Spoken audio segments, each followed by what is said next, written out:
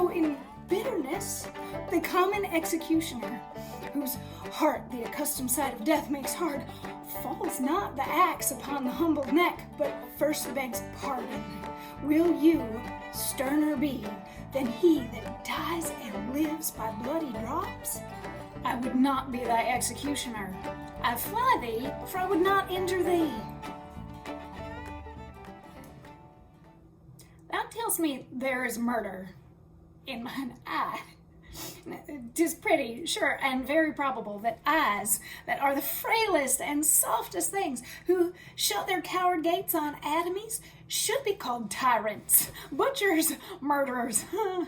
Now, I do frown on thee with all my heart, and if mine eyes can wound, now let them kill thee.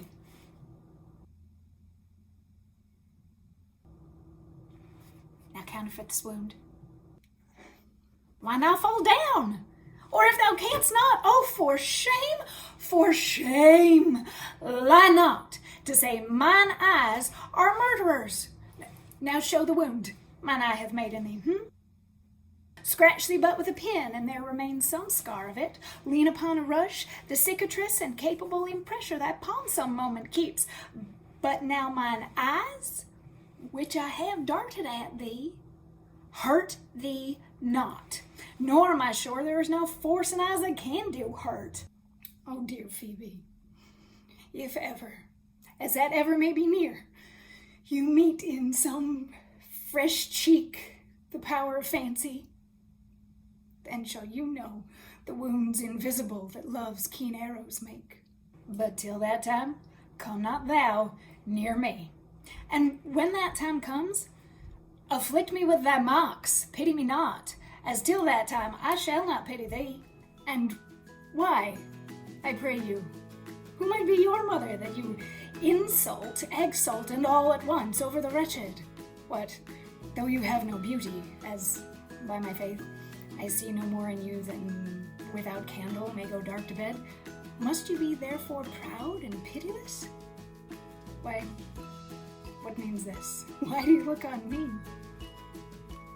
I see no more in you than in the ordinary of nature's sailwork. Odds my little life, I think she needs to tangle my eyes too. No, faith, proud mistress, hope not after it.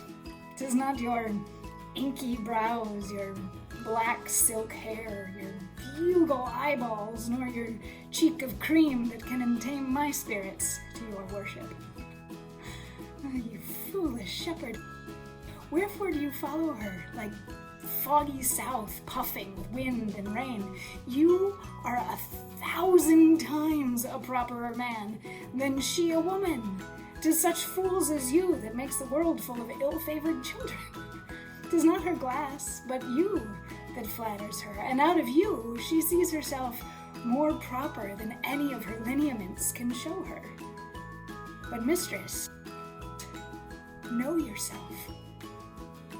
Down on your knees and thank heaven fasting for a good man's love.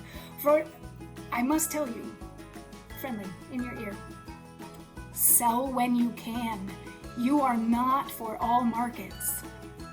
Cry the man mercy. Love him, take his offer. Foul is most foul, being foul to be a scoffer. So, take her to thee, shepherd. Fare you well. Sweet youth, I pray you, chide a year together.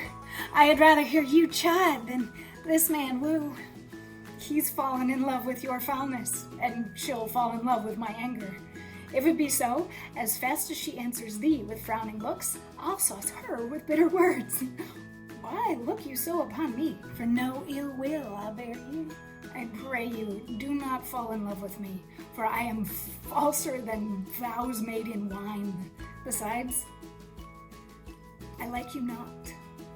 If you will know my house, 'tis at the tuft of olives here hard by. Will you go, sister? Shepherd, fly her hard. Come, sister. Shepherdess, look on him better, and be not proud.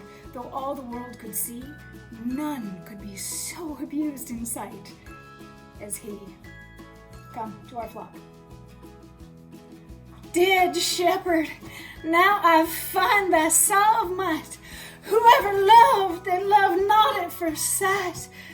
Sweet Phoebe. Huh? What sayest thou, Silvius? Sweet Phoebe, pity me.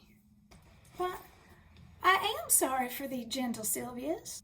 Wherever sorrow is, relief would be. If you do sorrow at my grief and love, by giving love, your sorrow and my grief were both extermined. Thou hast my love. Is not that neighborly? I would have you. Well, that were covetousness. Silvius, time was that I hated thee, and yet it is not that I bear thee love, but since that thou canst talk of love so well, thy company, which erst was irksome to me, I will endure, and I'll employ thee too. But do not look for further recompense than thine own gladness that thou art employed. So holy and so perfect is my love, and I in such a poverty of grace, that I shall think it a most plenteous crop to glean the broken ears after the man that the main harvest reaps. Loose now and then a scattered smile, and that I'll live upon. Knowest thou the youth that spoke with me here while? Not very well, but I have met him oft, and he hath bought the cottage and the bounds that the old Carlet once was master of. Think not I love him, though I ask for him. 'Tis but a peevish boy, yet he talks well. But what care I for words? Yet words do well when he that speaks them pleases those that hear. It is a pretty youth, not very pretty, but sure he's proud, and yet his pride becomes him. He'll make a proper man. The best thing in him is his complexion, and faster than his tongue did make offense, his eye did heal it up. He's not very tall, yet for his years he's tall. His leg is but so, and yet 'tis well. There was a pretty redness in his lip, a little riper and more lusty red than that mixed in his cheek. 'Twas just the difference betwixt the constant red and the mingled damask. There be some women, Silvius, had they marked him in parcels as I did, would have gone near to fall in love with him.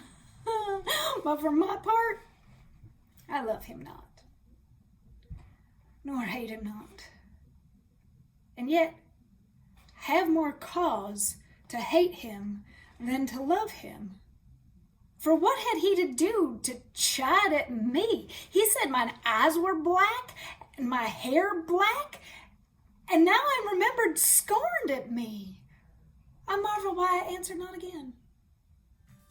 But that's all one. Omittance is no quittance.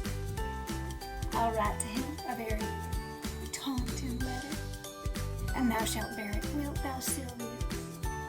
Phoebe, with all my heart, I'll write it straight. The matter's in my head and in my heart. I will be bitter with him and passing short.